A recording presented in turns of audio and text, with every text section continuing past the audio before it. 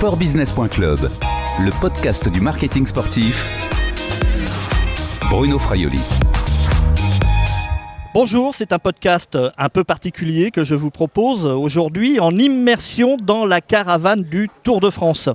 Nous sommes avec Xavier Poulain, responsable événementiel et logistique pour Le Gaulois, la marque Le Gaulois, gérée par l'agence événementielle Spoutnik. Dimitri Germont, chef caravane pour Senseo, l'agence c'est Idéactif.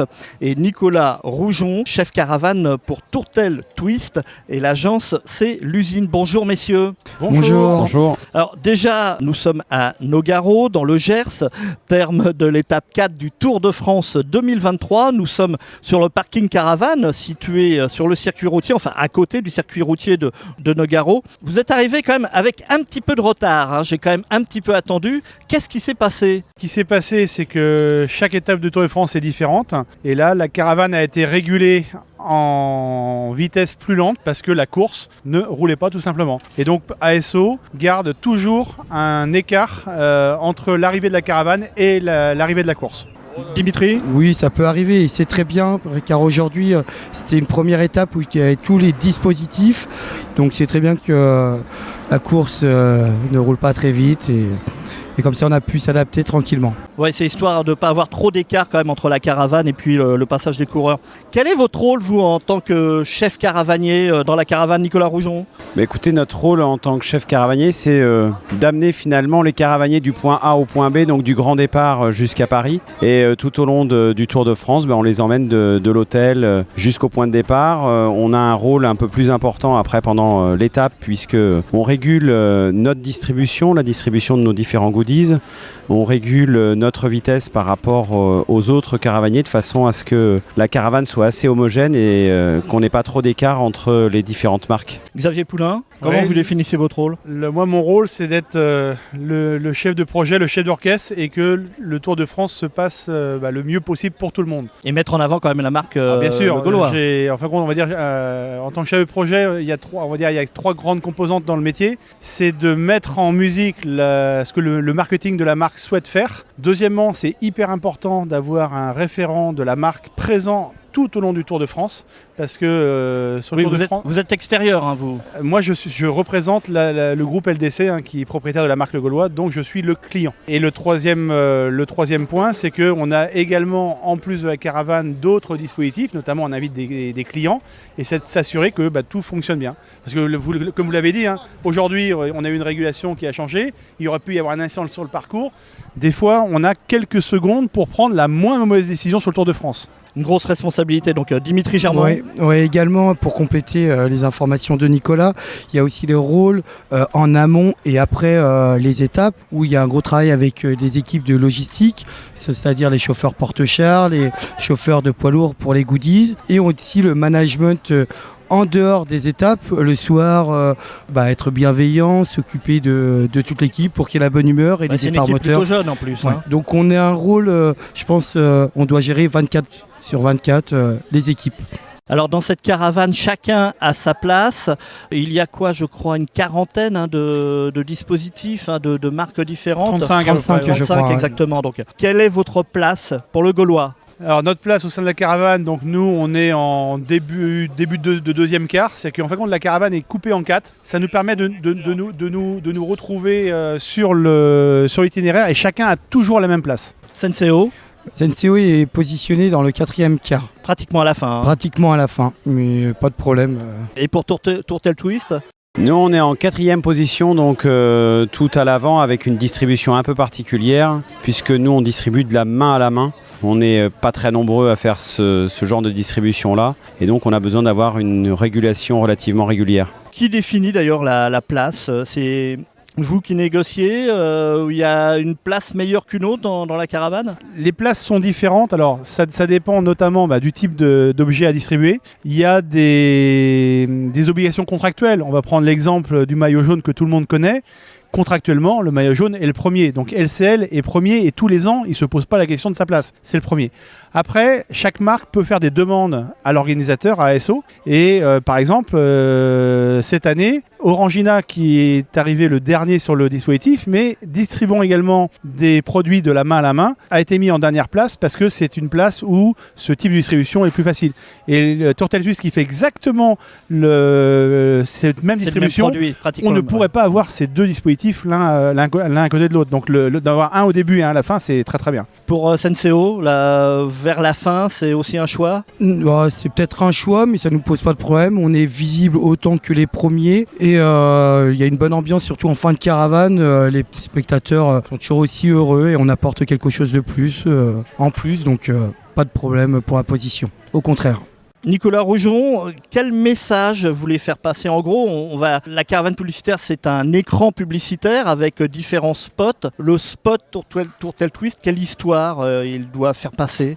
Alors nous, on distribue de la bière sans alcool, donc c'est la convivialité, mais comme beaucoup de dispositifs sur la caravane, on le voit, les sourires qu'on donne aux gens sur le bord de la route, des plus jeunes aux moins jeunes, et c'est essentiellement la convivialité, la fraîcheur. Il fait chaud, on apporte une boisson fraîche. La particularité que l'on a aussi, c'est que la boisson que l'on donne au public, elle est vraiment fraîche. On a un système qui nous permet de réfrigérer les boissons, donc c'est vraiment ce message-là que l'on passe auprès du public. C'est l'été, c'est le début des vacances. Voilà, on est dans l'ambiance vacances et fraîcheur, tranquille au coin de la piscine. Alors si on parle justement à Senseo, Dimitri Germont, vous c'est du café que vous distribuez, du café chaud? C'est du café, donc au-delà de la caravane publicitaire que l'on voit, Senseo a un dispositif village où il distribue du café avec plusieurs saveurs. Et il y a aussi un dispositif ligne départ où il y a de la distribution de goodies. Donc on veut vraiment mettre en avant le café populaire et accessible, simple, généreux et convivial. Et pour le Gaulois, le message que vous voulez faire passer? Alors nous, le message de Le Gaulois, on reprend un petit clin d'œil à nos spots publicitaires qu'on retrouve toute l'année. Donc Le Gaulois, c'est le bon vivre à la française. Je reprends, c'est de la convivialité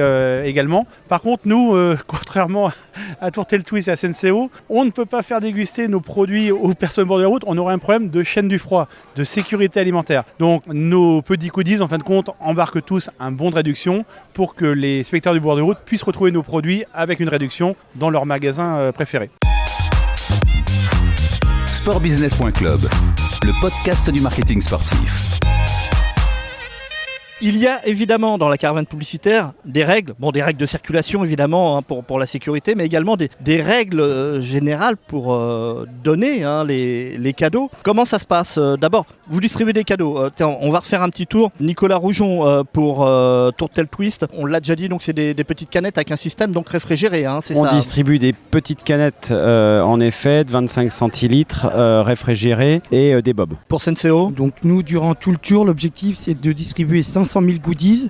Il y aura des dosettes Senseo, des cabas Senseo et des chaussettes, grande nouveauté, des chaussettes Senseo. Un goodies que je pense qu'il va faire plaisir aux spectateurs. Oui, assez surprenant quand même pour une marque de café, des chaussettes. Tout à fait, mais c'est innovant et je pense que la marque était généreuse sur ce coup-là. Et pour le Gaulois, alors que les hélicoptères de la gendarmerie nous survolent aussi? Alors le Gaulois, nous on distribue 3 goodies sur le Tour de France. Le premier, c'est un sac cabas, le sac cabas le Gaulois pour aller faire ses courses en magasin. Le deuxième goodies, là c'est un petit clin d'œil quand même au monde du cyclisme que l'on suit. C'est un petit porte-clés en aluminium recyclé en forme de vélo. Et il y a un truc magique, c'est qu'entre la selle et le guidon, il se passe un instant unique qui permet de décapsuler une bouteille. Peut-être d'ailleurs une bouteille de Tourtel Twist. Non, parce que Tourtel Twist a fait un système très ingénieux où il n'y a plus besoin de décapsuleur. Tout marche bien. Justement, comment vous avez parlé, Xavier Poulain, de cadeaux éco-responsables? C'est effectivement le cas. Par exemple, chez Senseo aussi, vous recherchez des produits qui maintenant, aujourd'hui, peuvent être recyclés. Oui.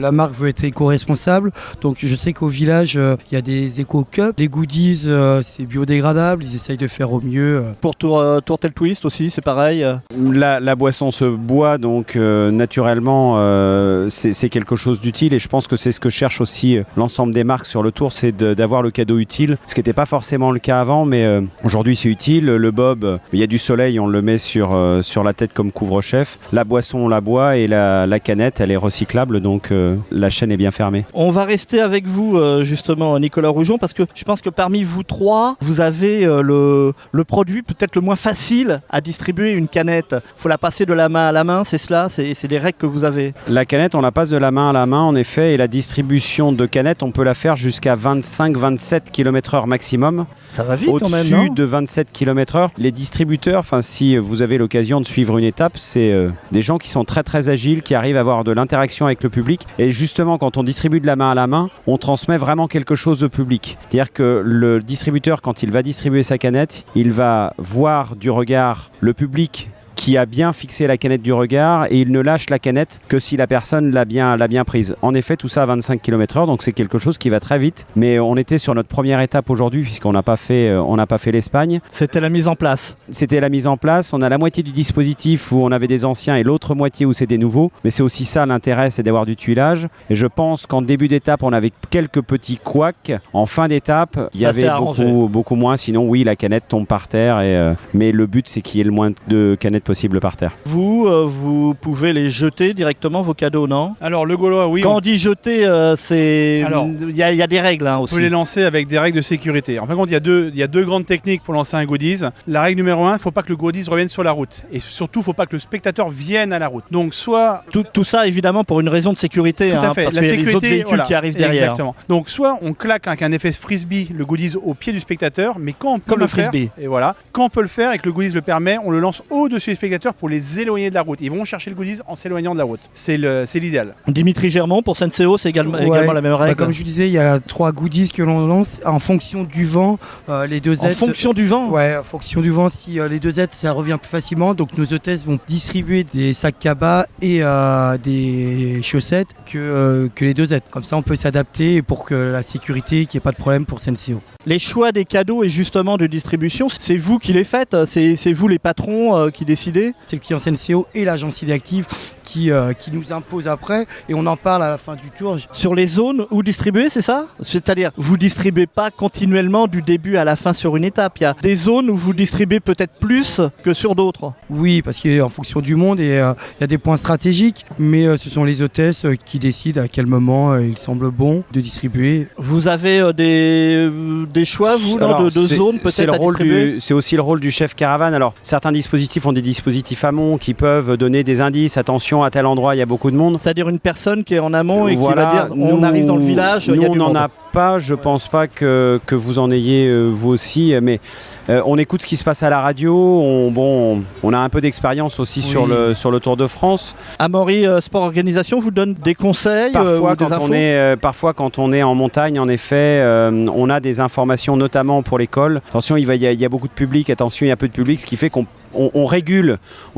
Et puis, quand on va traverser une grande agglomération, forcément, c'est plus facile de distribuer que quand on est sur une route où la caravane a une allure peut-être un tout petit peu plus rapide que la normale. Pour rebondir, ça reste compliqué, même si Nicolas, comme le dit, il y a les grandes villes, il y a l'école où c'est simple, où on sait qu'il y aura du monde, mais parfois on ne sait pas si après un virage, s'il y a 1000 personnes, 200, donc on s'adapte. Donc c'est ça la surprise au Tour de France et c'est ce qui fait la richesse. Xavier Poulain, il y a aussi quand même un stock à donner, donc comment on gère ce stock ? Alors comment on gère ce stock ? Déjà, je reviens sur le choix du cadeau, souvent c'est les équipes communication, marketing, mais après moi mon rôle c'est de leur dire attendez, vous êtes le client. Je suis le client, mais en interne chez le client, vous expliquez un service marketing, si vous voulez distribuer un goodies qui fait 10 cm3, alors que l'année d'avant il faisait 4 cm3, on va prévoir un stockage du volume et aussi il faut que nos véhicules soient capables de l'embarquer. On a des contraintes également de poids sur nos véhicules. Il ne faut pas oublier qu'on est sur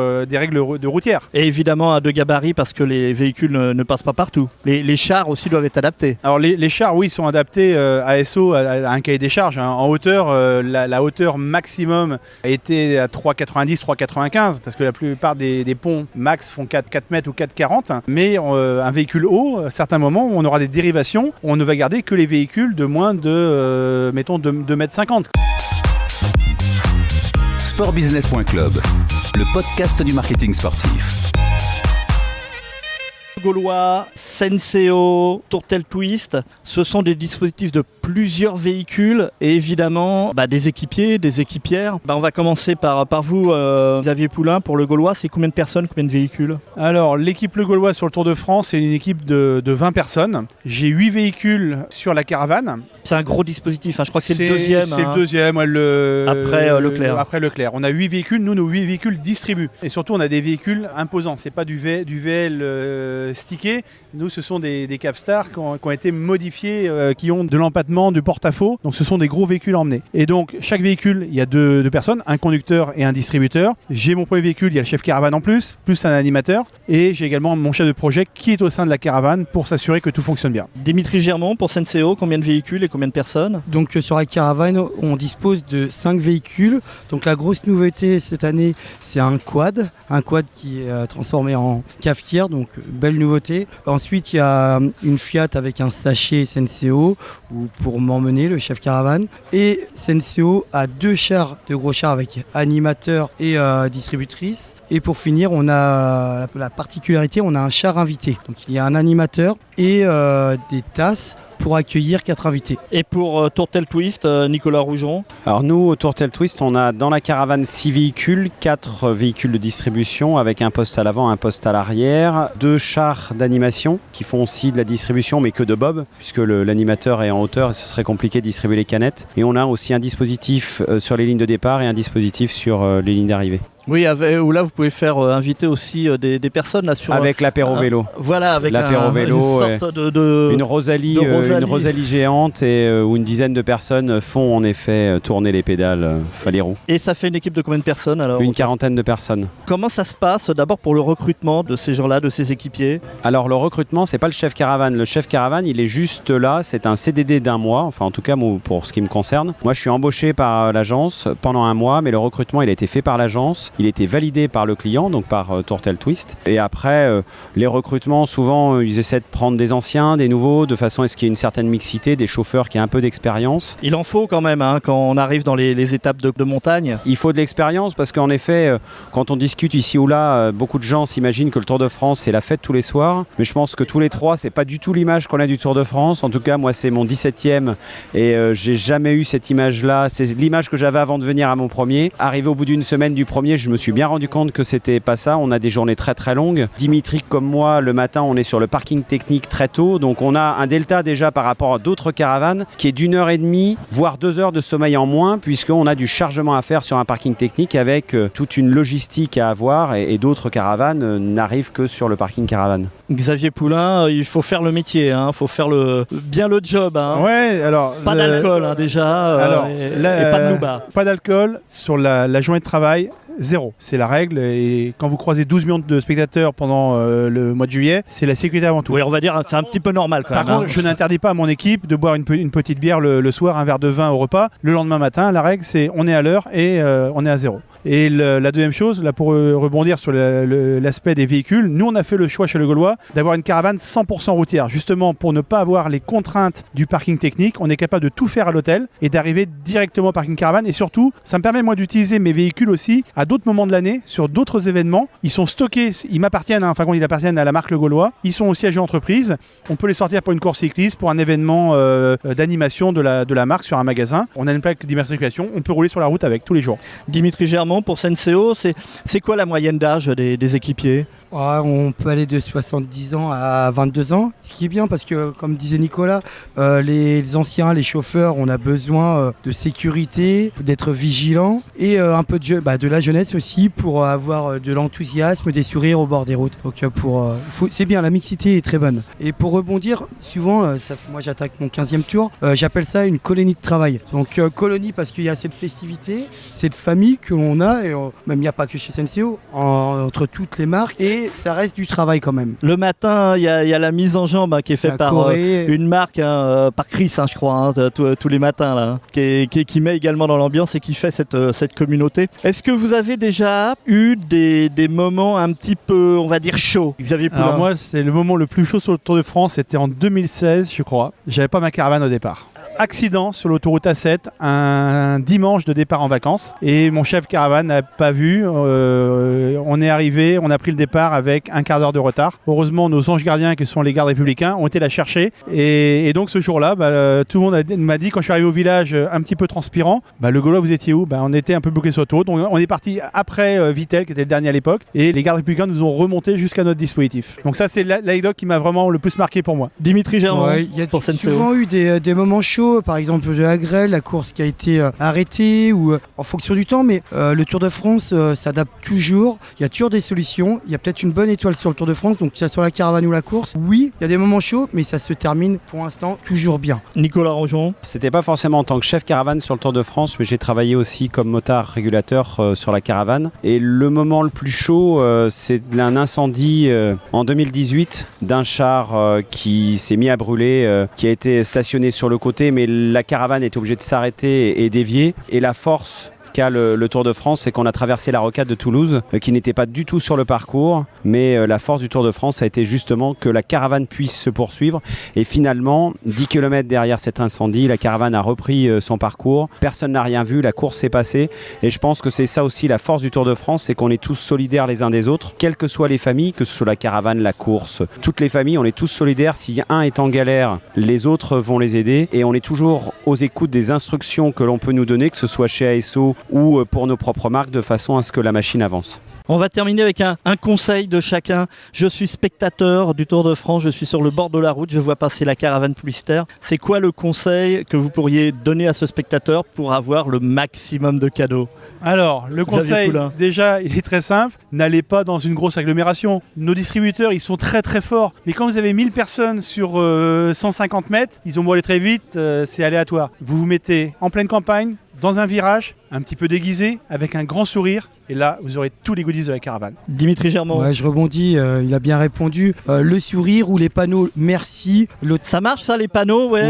Oui, ça fonctionne bien. Merci Senseo, même quand on voit... Ouais, de voir les enfants, ça fonctionne toujours. Nicolas Roujon. Je pense que c'est le respect des règles de sécurité. Moi, systématiquement, quand je vois quelqu'un traverser devant les véhicules, je demande au distributeur de ne pas distribuer à telle personne habillée de telle manière parce qu'elle elle a mis en danger ses enfants, ses petits-enfants. Donc ça, c'est systématique. Mais allez, un petit clin d'œil. On a certains spectateurs qu'on revoit tous les jours sur le bord de la route qui... Vous les reconnaissez, non? Ah oui, si, il y en a certains qu'on connaît. Enfin, moi, depuis 16 ans, il y en a certains qu'on connaît par leur prénom et qu'on voit même en dehors, parfois, qui viennent nous voir à l'hôtel. Il y en a certains qui sont très organisés, qui ont les pancartes de toute la caravane, qui sont rangés dans l'ordre complet. Et on avoue que ça attire un petit peu l'œil des caravaniers. Et voilà, ça fait partie... Et pour rebondir, on aime voir même les personnes le lendemain. C'est aussi notre petite famille. On les voit tous les jours et on est content de les voir. Ils sont contents de nous voir, mais on est aussi content de les voir. Donc les spectateurs sont très importants aussi. Merci Dimitri Germont, donc chef caravane de Senseo, Xavier Poulain, responsable événementiel et logistique chez Le Gaulois, et Nicolas Roujon, chef caravane de Tourtel. Je vous souhaite une bonne route. À bientôt. À bientôt, merci. Merci, à bientôt. Ce podcast a été enregistré mardi 4 juillet 2023 à Nogaro. À bientôt sur un autre podcast de sportbusiness.club.